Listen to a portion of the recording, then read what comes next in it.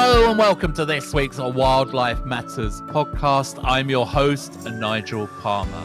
And in this feature-packed episode, we embark on an exciting adventure through one of the wildest areas in southern Britain, the ancient woodland known as the Men's Nature Reserve in West Sussex.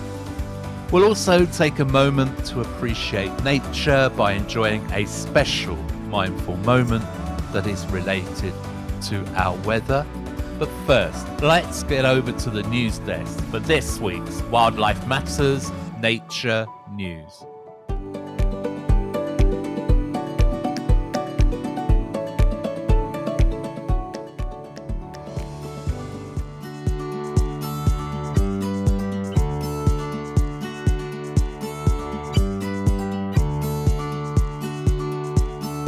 Hello and welcome to this week's Wildlife Matters Nature News. And we begin today with a sickening story, actually. These two women have been jailed over monkey torture ring.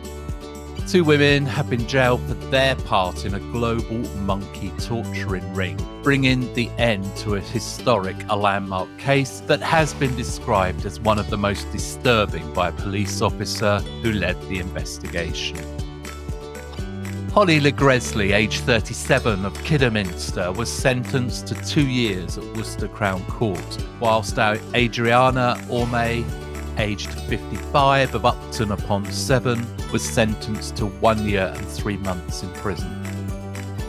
The case is the first time in British legal history that charges relating to animal cruelty have been brought under the Serious Crime Act of 2007, for cruelty that took place abroad but where the offenders are in the UK. Both LeGresley and Orme had previously pleaded guilty at separate hearings to publishing an obscene article and causing unnecessary suffering to animals. The pair discovered the online monkey hate community during the COVID-19 pandemic. West Mercia Police said that their interest and involvement escalated.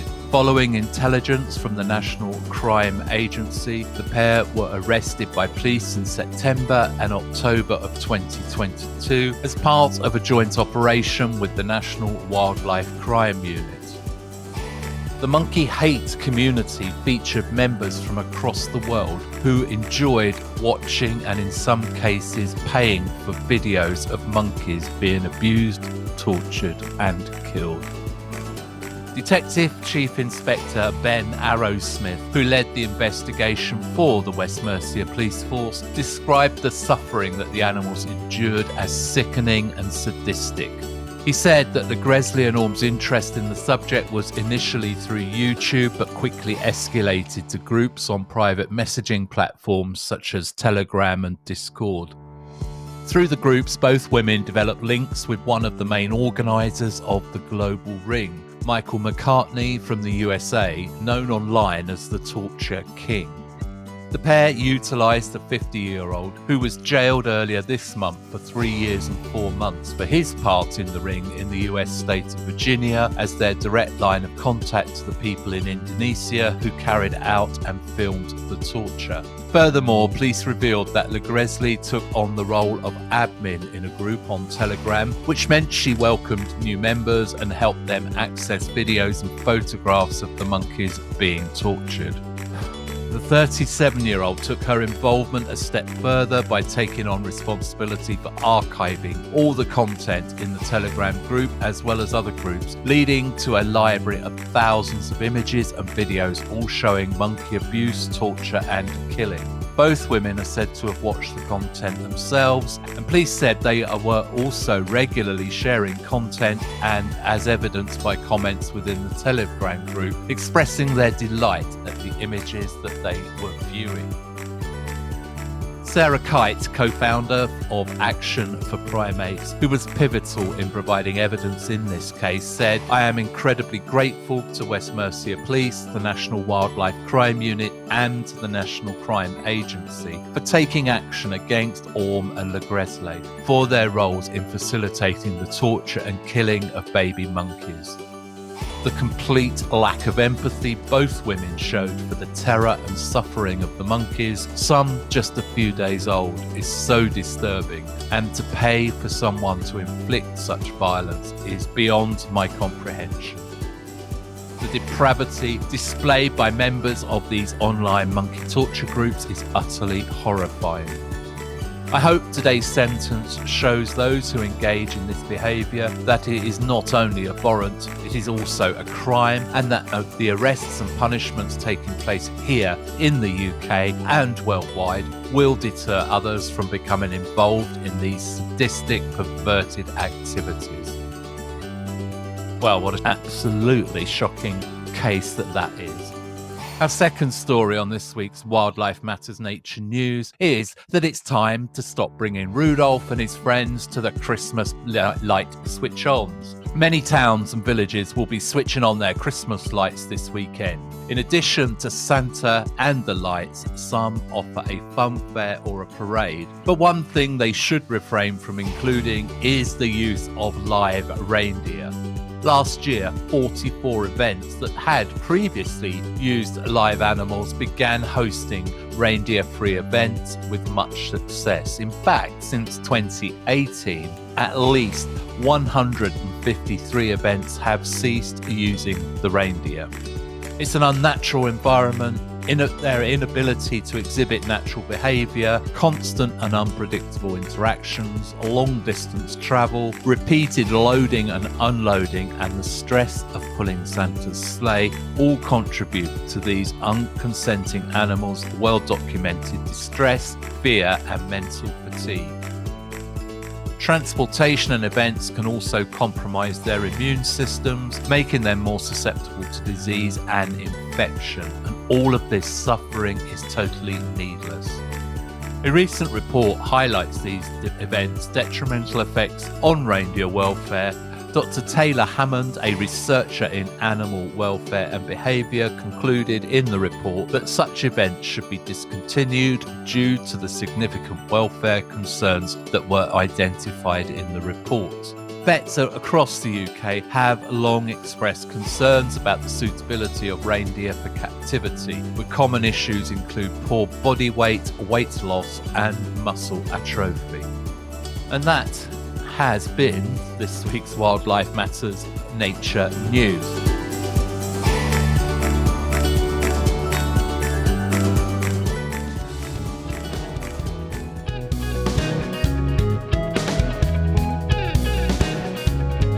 Exciting news! Wildlife Matters has formed a partnership with the fabulous folk at One Voice for Animals. Our partnership aims to raise awareness of the work of the many independent rescues that are part of the One Voice for Animals family.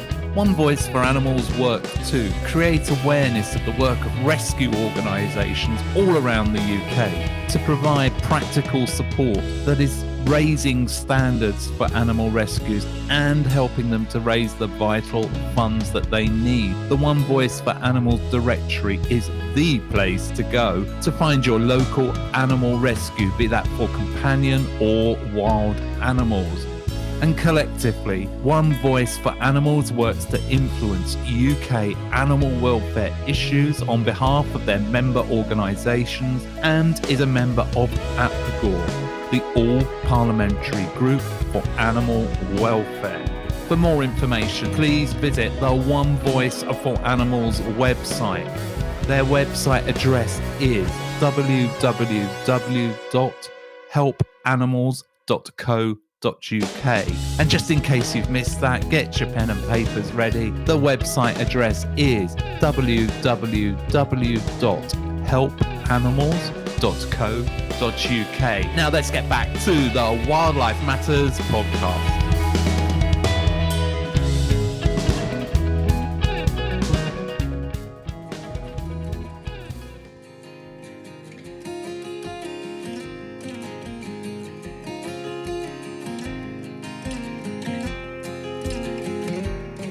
And hello and welcome to this brand new feature on the Wildlife Matters podcast, where we share some of the articles that we've written for other magazines and websites. And we're starting off today with how to look after your garden birds this winter.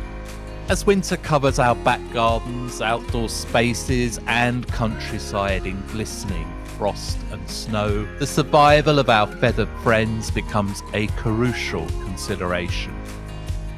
The cold of winter presents unique challenges for wild birds, making it essential to nourish them through the chilly months. This article aims to guide you in creating a bird-friendly haven during winter, offering insights into the best nutritional choices to support many birds in their quest for warmth and sustenance. Written by Wildlife Matters, this article will help you master the art of winter bird feeding. It will bring joy and vitality to your local avian community whilst attracting birds to your garden during the harsher weather conditions. Providing the right seeds and nuts in your bird feeder or on your bird table is vital for the survival and well-being of the wild birds. Feeding birds should be an enjoyable and enriching experience. However, it is vital to understand which natural and fresh foods they can safely consume. And keep in mind that some foods that are suitable for human consumption can be harmful to the birds. Improper food sources and poor feeder hygiene can lead to serious health issues for our avian friends. Sunflower seeds, whether in the shell or hull, are a nutritional powerhouse and a favourite among many bird species. They are packed with essential fats and proteins, providing a high-energy food source crucial for maintaining body temperature in cold weather. Niger seeds, also known as thistle seeds, are particularly favoured by finches, robins, blue tits and other small birds. These seeds supply birds with the necessary oils, energy and calories to survive the harshest of winter conditions. For the ground-feeding birds like sparrows, millet is a budget-friendly option that offers energy and sustenance. Feeding peanuts to birds in winter can also be a nutritious and energy-rich choice. Many birds enjoy peanuts, high in fats and proteins, providing essential calories that help them maintain their energy levels during the colder months. But be sure to use unsalted peanuts free from any additives to ensure the health and well-being of our feathered friends.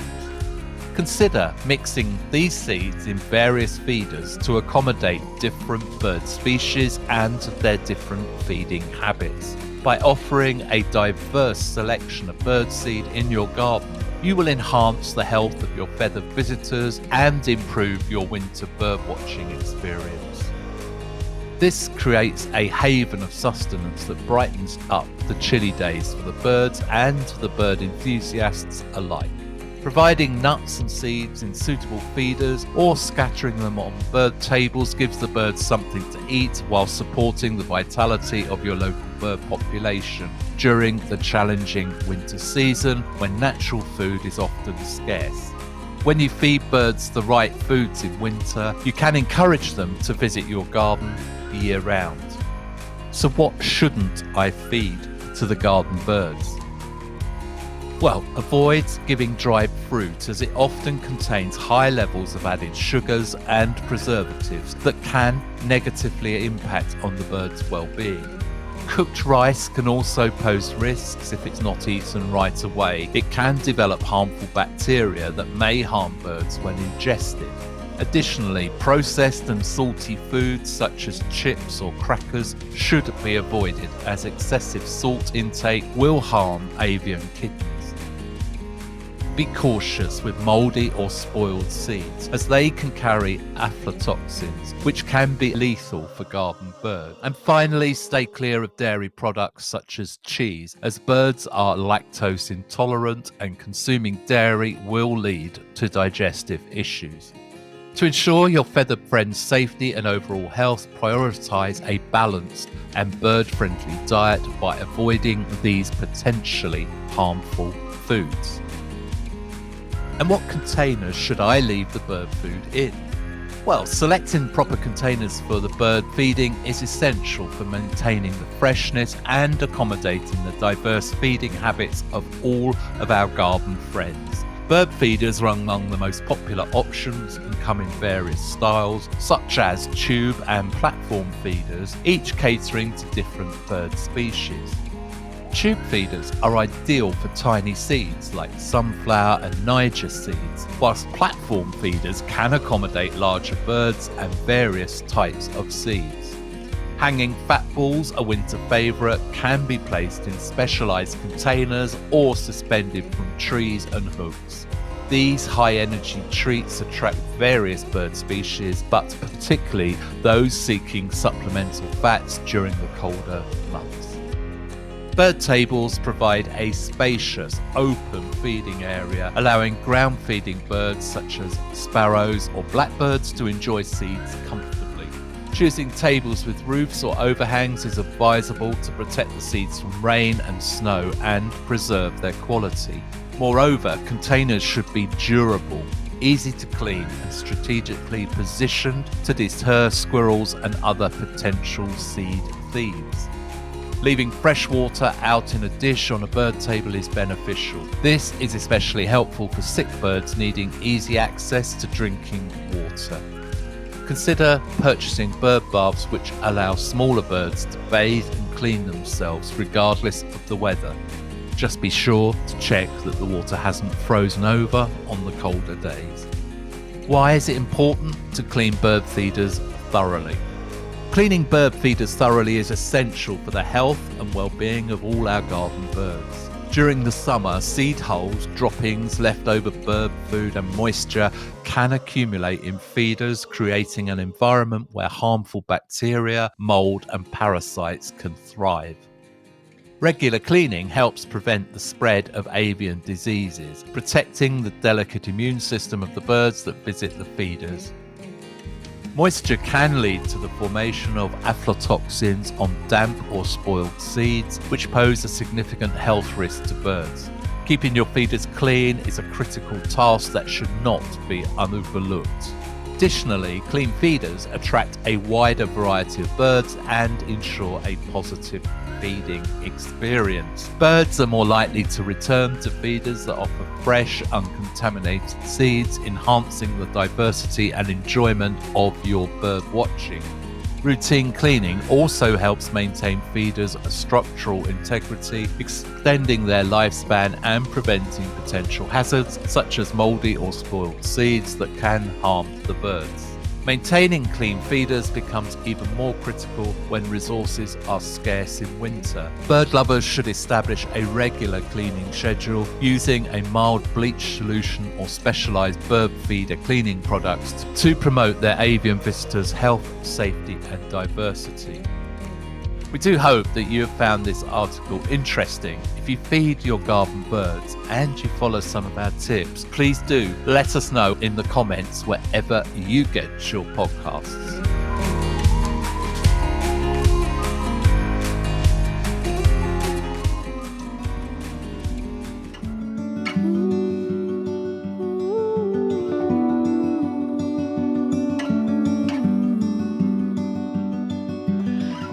I hope you found helping your garden birds this winter enjoyable and that you discovered some helpful hints and tips. Please do let us know if you try any of our tips this winter. We would love to hear from you. Now, let's take some time to relax and enjoy nature. This week, we reflect on an overcast, wet summer day in Somerset where we walked through a wooded valley. The sky darkened as we watched charcoal grey clouds rolling in, shifting to midnight black, and soon the first drops of rain began to fall on us. Sit back and enjoy the soothing sound of rain in the summertime.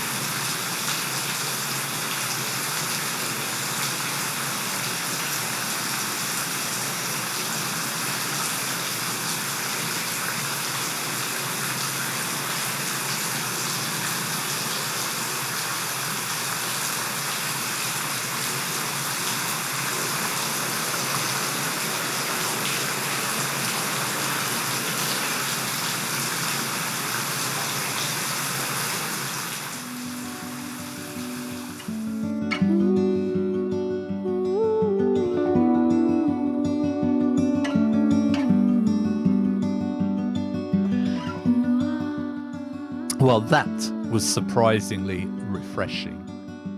I remember how my shirt and jacket steamed as we walked back along the valley ridge later that afternoon, gradually drying off from that sudden rainstorm. And now it's time to join me in Sussex as we explore the ancient pathways around a 52-hectare ancient woodland reserve known as the Men's Nature Reserve, which has been here for over 1,000 years.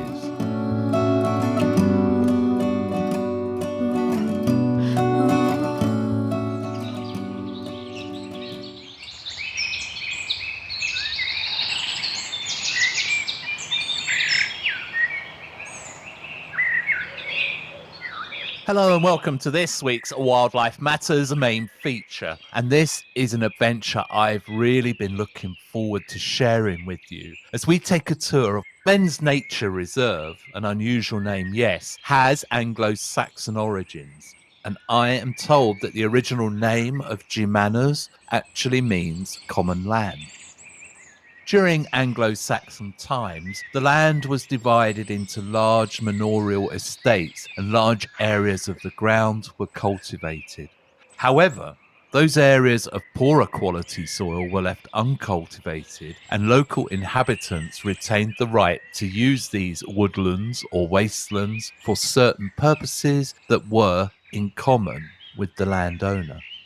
These initially concentrated upon some or all of the following rights: grazing of cattle, horse, turbary to collect peat or fuel for your fires, and estovers was to collect wood for fueling and fencing, or bracken for animal bedding, and also to take stone, sand, and gravel.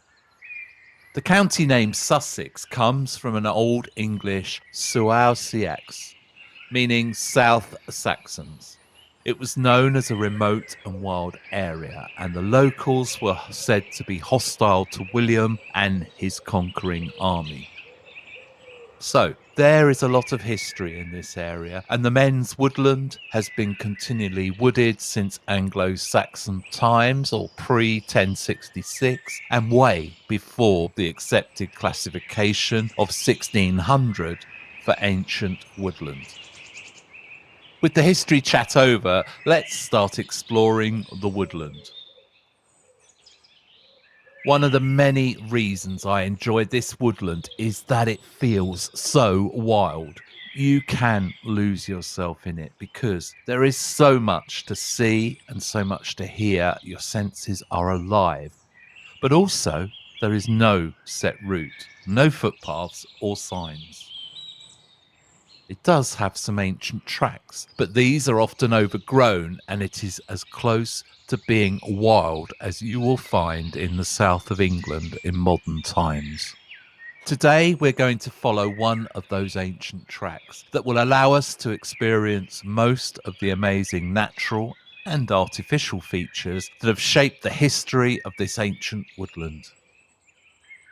As we leave the small and uneven car park and head up towards the start of our walk, the tree canopy is already shading the path and the temperature is about 3 to 4 degrees cooler, noticeable. Just a few minutes into the woodland, the first point of interest is an old saw pit. These were typically at the woodyard and not within the woodland. A saw pit was deep enough for a man to stand and pull one end of the saw down, while the other sawman stood on top of the log, pulling the saw up and keeping a straight line. Today, all we can see of the saw pit is a slight depression in the ground with a bank on one side. The saw pit will have been aligned so that the long side is at right angles to the direction of the slope. The soil they removed was then used to make a bank on the downhill side that would have held the log in place. This saw pit is at the base of a hill with the forest stream running just to our left. This would have helped the foresters transport the felled tree to the pit for sawing. It is also on the main trackway into the woodland, so the finished sawn log could be transported on a horse-drawn cart.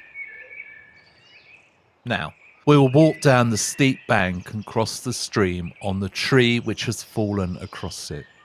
There is no bridge, although the stream is low today and can be crossed quite easily.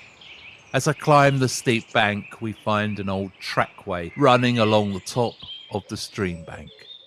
The nearly 10-metre drop shows how this stream can swell in the wetter months.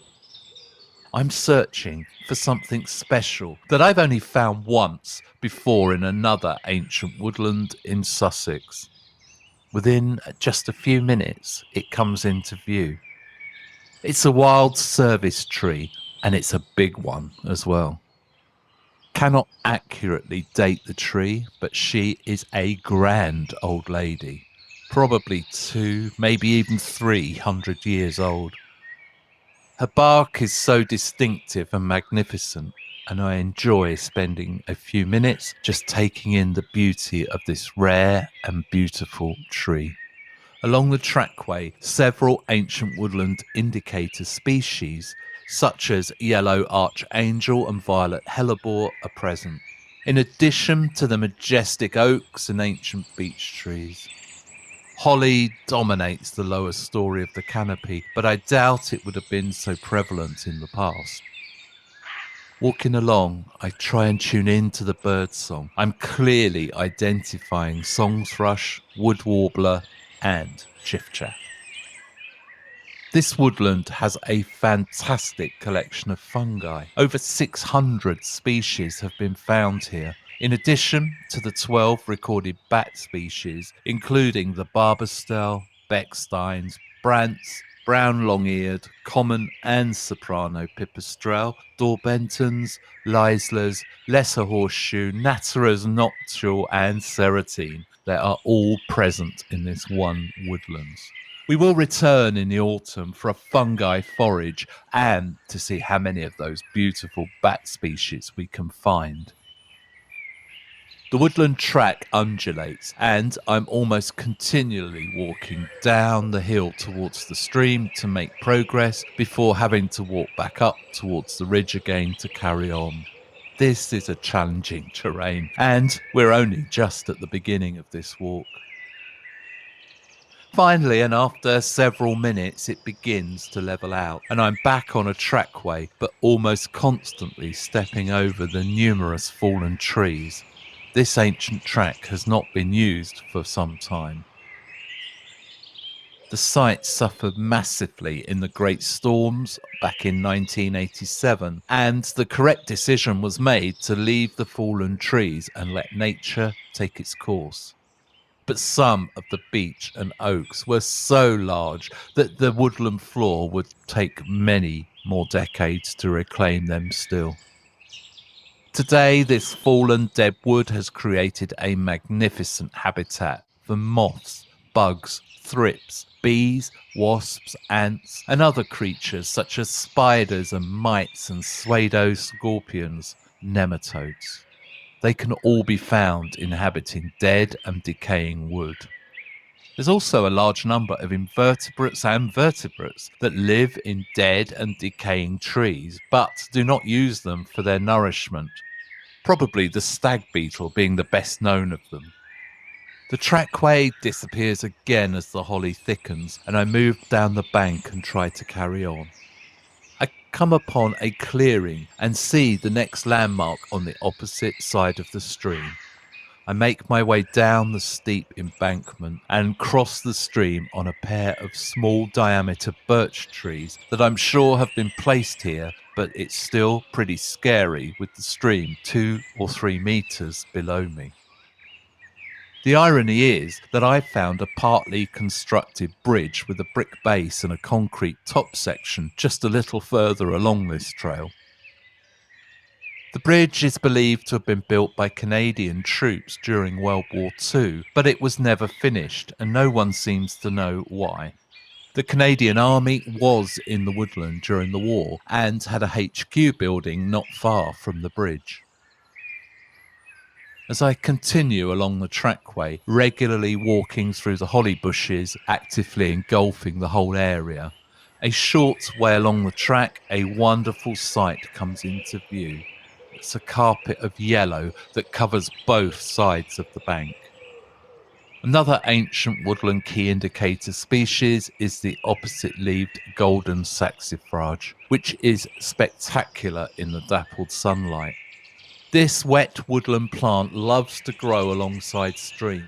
It is a creeping species, and this one has spread an imposing 20 metres or more along both sides of this slightly raised bank by the stream.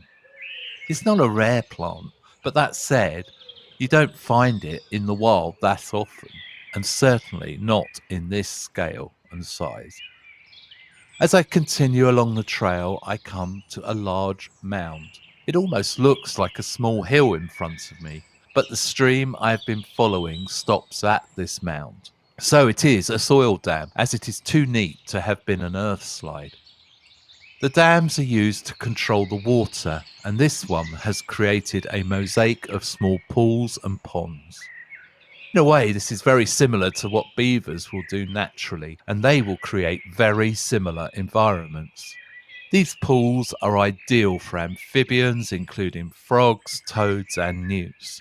I was fortunate to spot a grass snake swimming in the pool close to me, and that is a sure sign that the amphibians are here. The dam is situated near the boundary of the woodland, so it was probably built by the woodmen wanting to retain the water in pools for easier collection. Maybe for charcoal pits, or possibly for washing the wheels of their carts, as the soil is clay-based and a deep, rich, dark colour that has that lovely smell of woodland soils. Now, the track leads me out of the woodland and into a meadow. My eyes squint as I try to focus, having emerged from the dark, dappled woodland out into bright sunshine. When my eyes are able to focus again, they are greeted by the magnificent sight of a large woodland meadow that is, quite literally, buzzing with life. I walk into the meadow and step away from the path. The grasses and vetches are waist deep, and the sound of insect wings and grasshoppers is a constant low-pitched hum. This is known as Badlands Meadow. The meadow is several hectares, edged by ancient woodland to the north and a road to the south and east. I follow the path in a westerly direction and immediately spot the zigzag clover. It resembles the more common red clover, but the flowers are a deeper purple and the leaves are slimmer and less hairy. In front of me, in the long meadow grasses, I spot a small patch of common spotted orchids. There are maybe 15 to 20 here. Today, the common part of their name is a bit misleading, as whilst not rare, they are certainly not an everyday find, so I'm thrilled to see them in such good numbers here. Making my way through the meadow, I spot two more plants, featured recently in our summer wildflower walk. So while I am noting them here, I won't go into any detail today on the fantastic devil's bit scabious and the very beautiful yellow rattle. Just over to my left is a flower with many names and traditional uses. Known as lady's smock, this delicate pale-coloured flower is part of the cardamom family. The leaves are small and difficult to gather, but they taste similar to wasabi or spicy hot mustard, which is a real treat for the taste buds. The cuckoo flower, which got its name because it flowers just as the male cuckoos start to sing each year, was believed to help alleviate menstrual pain, especially for heavy periods, and was used as a general tonic by both men and women. Our meadow plant fest continues with Dyer's greenweed. This shrubby perennial is a good indicator of unimproved hay meadow and is often found on meadows that are adjoined by woodland, just as we are here. It's a pea family member and its yellow flowers appear around June. It resembles common broom and it is a good nectar source for moths and butterflies. Another yellow plant is just over to my right. Common agrimony is a member of the rose family. Agrimony in Old English meant thankfulness, and it's believed that it was used for the relief of suffering from both urinary and respiratory infections. If you do find common agrimony, take a moment to smell the flowers. Although faint, the scent is of apricot. As the meadow narrows and the path gently bends back towards the woodland, the hedgerow gets taller and denser again. The nettle, one of the most underrated wild plants, runs along the border between the hedge and the path. This one is betony, and it's prolific along this hedgerow. Like many wildflowers, betony has many local names, such as hedge nettle, purple or wood betony, and bishop's wort. Like all nettles, it has square stems and lipped flowers that attract bees, particularly the walcarda bee and other pollinators. Besides its wildlife benefits, betony is also considered a great go-to herb as all parts are edible. As the old saying goes, a cup of betony tea will make you feel better. It has a slightly peppery, spicy taste and a rich aroma. Betony is said to aid concentration, and working on your central nervous system can help relieve depression and anxiety. It was also often planted around churches and in graveyards, as it was said to ward off ghosts. I do hope you're enjoying our meander around the Men's Nature Reserve, this stunning ancient wood. We're about halfway through our walk now, and this would be a good place to pause for now. So I look forward to you joining me again for part 2, where we will explore the magnificent trees that were used to build Britain's armada of ships, discover some of the 600 plus species of fungi on the site, and even find an abandoned church. So make sure you subscribe and follow so that you never miss an episode.